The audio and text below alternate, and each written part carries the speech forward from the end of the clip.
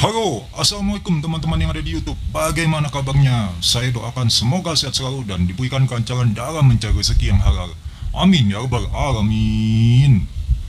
Teman-teman, berjumpa lagi dengan saya di channel saya ini, channel yang berusaha memberikan pemahaman, ya, edukasi, sedikit motivasi, tanpa ingin menggurui dan tanpa paling ingin benar sendiri, ya teman-teman, ya, hanya berusaha memberikan analisa sesuai logika Anda. Kali ini teman-teman, di tahun baru ini ya, kebetulan hari ini sangat cerah sekali ya untuk bikin konten gini ya. Saya akan memberikan informasi berdasarkan lagi-lagi ya, berdasarkan kejadian nyata, pengalaman dari seorang teman saya, dan kebetulan saya saat itu ada di lokasi ya teman-teman ya.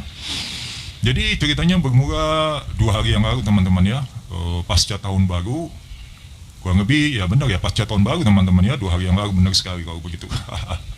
Ya jangan tegang-tegang teman-teman, santai saja, santai. Sekali lagi kalau nonton video saya santai saja, sambil ngudut juga boleh teman-teman ya. Tuh mic saya kesenggol kan ya, tapi nggak apa-apa, ngambil udut dulu ya, santai teman-teman ya. Oke, saya cepetin aja ya, tapi saya ngudut dulu sebentar.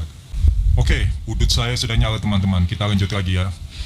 Jadi ini ceritanya masih seputar pinjaman online lagi, seputar pinjaman online teman-teman, masih belum jauh-jauh ya. Walaupun sebetulnya channel saya ini, waduh mohon maaf teman-teman ya, anginnya agak kencang ini. Jadi kalau ada suara seperti bup bup bup bup tups, tups, tups, tups, seperti itu mohon dimaklumi teman-teman ya, saya mohon maaf ya. Karena saya bikin videonya di luar ini teman-teman ya, belum ada tempat untuk bikin di studio ya. Doakan saja semoga bisa bikin video kedepannya nanti di studio teman-teman, amin.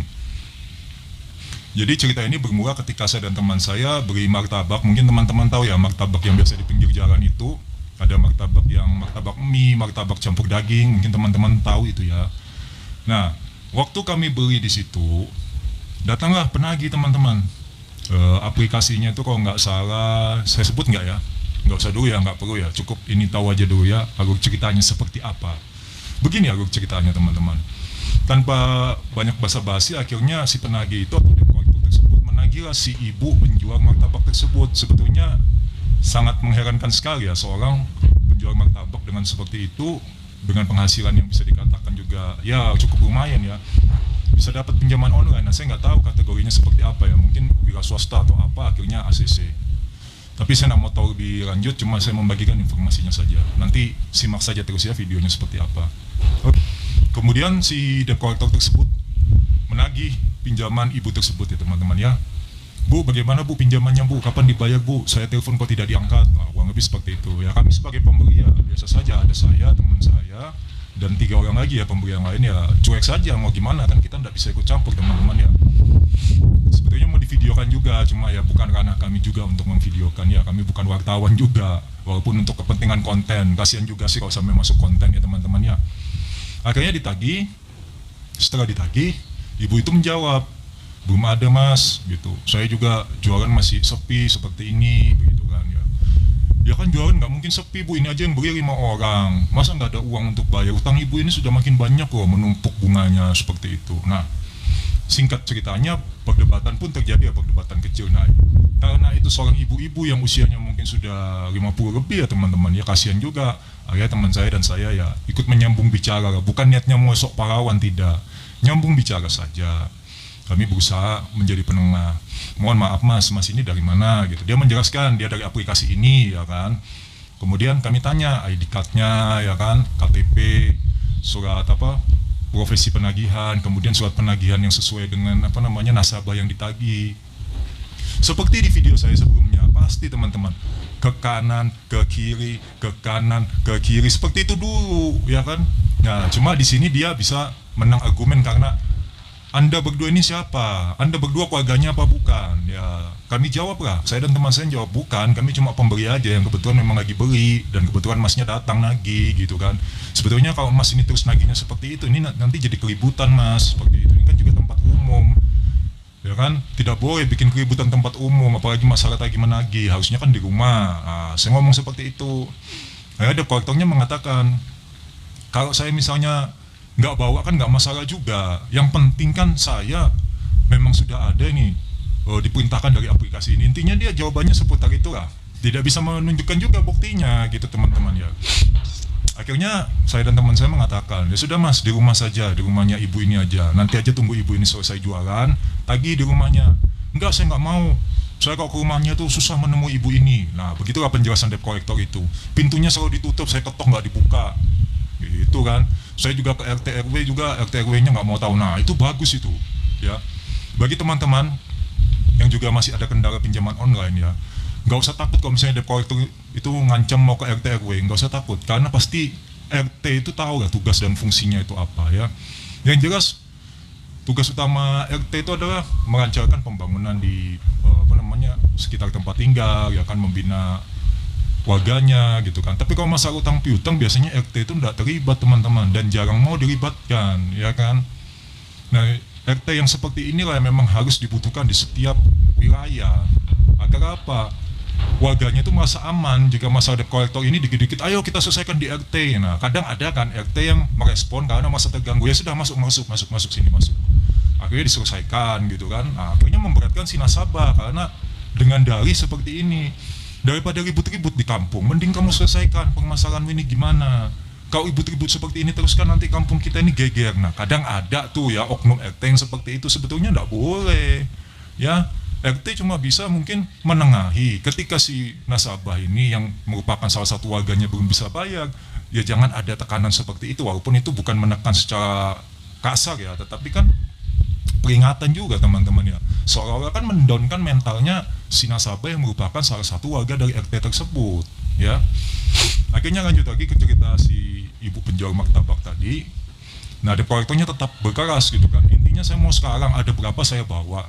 Loh, ini kan sangat rancu teman-teman. Ini ada berapa saya bawa. Loh, memang sekarang saya tanya tagihannya berapa gitu. Dia bilang kurang lebih itu 2.200.000 ya kan. Nah, sebetulnya yang harus dibayar berapa? Ya semuanya 2.200.000. Nah, kalau misalnya yang ada berapa saya bawa, berarti kalau misalnya ada 10.000 mau Anda bawa juga. Oh, nggak bisa juga. Oh, begitu kan lucu teman-teman ya. Kan tadi dia sendiri bilang. Ya coba teman-teman nalar ya, teman-teman logika ini rada lucu ya. Ada berapa saya bawa, ya kan, berarti berapapun yang ada di dompet ibu itu, misalnya 10.000 ya saya bawa. Nah, ternyata ketika saya ngomong seperti itu nggak mau. Akhirnya teman saya menambahi, ya kan masnya sendiri tadi yang ngomong katanya ada berapa saya bawa, kok sekarang ada 10.000 nggak mau. Ya nggak segitu juga kali, kata debt collectornya. 10.000 mah beli rokok satu bungkus nggak cukup. Nah, alasannya seperti itu, padahal ada aja rokok di bawah 10.000 teman.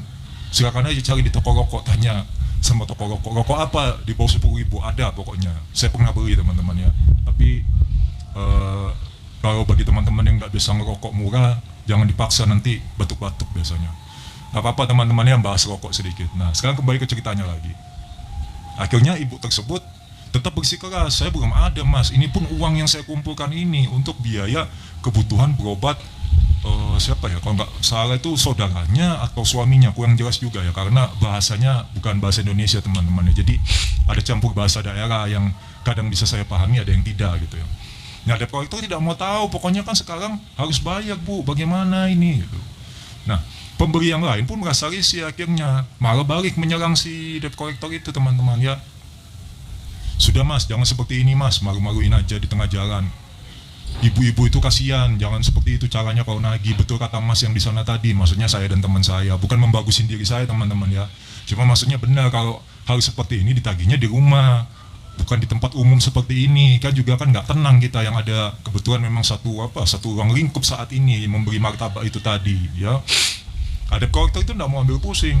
Ya sudah, teman saya acting teman-teman ya, acting dia, pinter juga si Joni actingnya. Dia bilang ya sudah, saya teleponkan anu aja ya mas ya, polsek setempat aja ya sekitar sini, biar nanti bisa ditengahi. Kan kita kalau menengahi, jadi teman saya berdalih kalau saya dan teman saya menengahi kan bukan siapa-siapa, jabatannya tidak ada ya teman-teman ya. Kalau pihak kepolisian kan baik, kan cocok itu menengahi. Nah, debt kolektornya langsung teman-teman berubah. Untuk apa bawa-bawa polisi? Bagaimana kok nggak bawa polisi? Ini kan tempat umum mas. Segala sesuatu yang bisa memancing keributan di tempat umum adalah kewajiban pihak kepolisian yang menindak atau nanti menengahi. Bukan kami warga masyarakat sipil biasa aja. Masnya ditenangin baik-baik nggak bisa, malah makin ngotot. Kata teman saya begitu. Teman saya kan udah mulai berani, dia mantep itu teman-teman ya. Akhirnya ya mungkin karena bukan masalah ya, beda ya, mungkin kalau masalah pribadi nggak tahu lagi, tapi kalau ini masalah orang kan jadi ada berani juga gitu. Akhirnya debt collector itu merasa, ya sudah bu, gini aja bu, nanti malam bu ya ketemu di rumah ibu, saya nggak mau tahu, pokoknya nanti malam saya tunggu nanti ibu. Ibu selesai jualan jam berapa? Saya biasanya jam 4. Ya sudah jam 4 saya ke rumah ibu. Ya gitu. Akhirnya pergi ada debt collector itu. Akhirnya setelah itu tanya-tanya lah ya saya sama teman saya. Ibu sudah berapa lama bu nunggak gitu? Dia bilang sudah 8 bulan teman-teman gitu kan di aplikasi tersebut. Awalnya sebetulnya bukan ibu itu yang pinjam.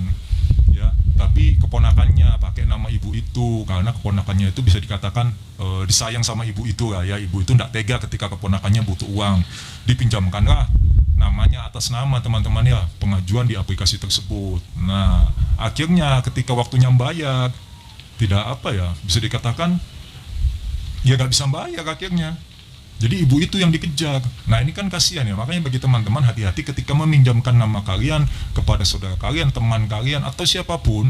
Berpikir lagi teman-teman, karena ketika mereka tidak bayar, kalian yang dikejar teman-teman. Karena ini ceritanya masih dalam naungan keluarga ya, ruang lingkup keluarga. Masya Allah, aminnya, subhanallah. Ya nggak apa-apa teman-teman, godaan ini teman-teman ya, karena yang dibahas ini sesuatu yang panas memang teman-teman, jadi butuh angin yang kencang ya. Karena ini masih dalam naungan keluarga, ruang lingkup keluarga permasalahannya. Ya mau tidak mau si ibu tadi kan membantu keponakannya karena merasa tidak tega ya kan kepada keponakannya, dia tidak pegang uang seperti itu teman-teman ya. Tetapi perlu diingat lagi, ketika keluarga kita yang kita bantu tadi tidak bisa bayar, kita lah yang dicari teman-teman ya. Nah dalam hal ini yang dilakukan oleh ibu tadi itu bisa dikatakan sesuatu yang benar-benar apa ya, cinta keluarga ya teman-teman ya. Saking cintanya beliau itu sampai mengabaikan resikonya jika keluarganya tidak bisa membayar ya. Tapi semoga ini tidak terjadi kepada teman-teman. Pikirlah beberapa kali, pikirlah dengan bijak ketika kalian ingin meminjamkan nama kalian untuk rekan-rekan kalian yang lain atau untuk keluarga kalian yang lain, agar kalian memang terbebas ya dari permasalahan seperti ini ya. Semoga saja nanti permasalahan ibu itu bisa terselesaikan dengan damai, tidak ada masalah. Karena sebetulnya di tahun 2023 ini teman-teman ya, menurut info yang beredar di media sosial, di media online juga, kebanyakan itu akan terjadi resesi teman-teman ya. Jadi ya bisa dikatakan ini juga para aplikasi pinjol lagi goyang segoyang-goyangnya teman-teman ya, sudah sangat goyang ini, makanya mereka lagi keras-kerasnya. Cuma tetaplah kalau bisa kan pinjol-pinjol seperti itu penagihannya juga tetap sopan, kalau bisa memanusiakan orang seperti itu ya.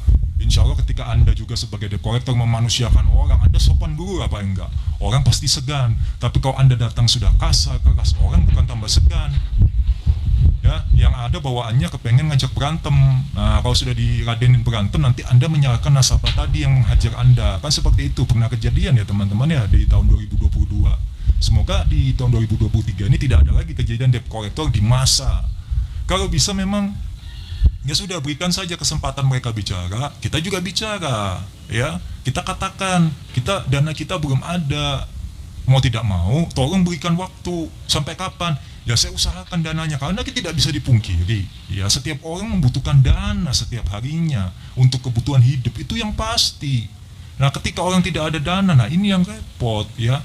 Bukan juga seolah-olah peminjam itu menyepelekan pinjaman mereka, tidak, saya yakin kok, cuma memang dananya belum ada. Bukan juga saya membela yang sengaja galbay ya, tetapi ketika dana belum ada, apa yang mau dibayarkan? Walaupun debt collector terkadang mengatakan, kan yang kamu pinjam duit bukan daun, misal seperti itu. Iya memang yang dipinjam duit bukan daun, tapi duitnya belum ada, dibayar pakai daun kan nggak mungkin. Oke teman-teman, semoga informasi yang saya berikan barusan ini bermanfaat teman-teman ya, dan bisa memberikan sedikit motivasi ya, kemudian juga memberikan pemahaman kepada teman-teman ya. Dan semoga yang masih memiliki tanggungan di pinjaman online di tahun 2023 ini bisa terlunasi. Amin ya rabbal alamin. Ya, saya ucapkan terima kasih kepada teman-temanku semua yang ada di YouTube yang telah menyaksikan video saya dari awal hingga akhir, dan juga saya ucapkan terima kasih bagi teman-teman yang menggunakan kuotanya, kuota di warung kopi, kuota di kafe-kafe, dan juga kuota provider yang kalian gunakan. Itu semoga membawa manfaat kepada saya teman-teman ya. Mohon maaf jika saya tadi ribet ngomongnya ya, karena saya cuma manusia biasa. Saya undur diri dulu. Assalamualaikum warahmatullahi wabarakatuh.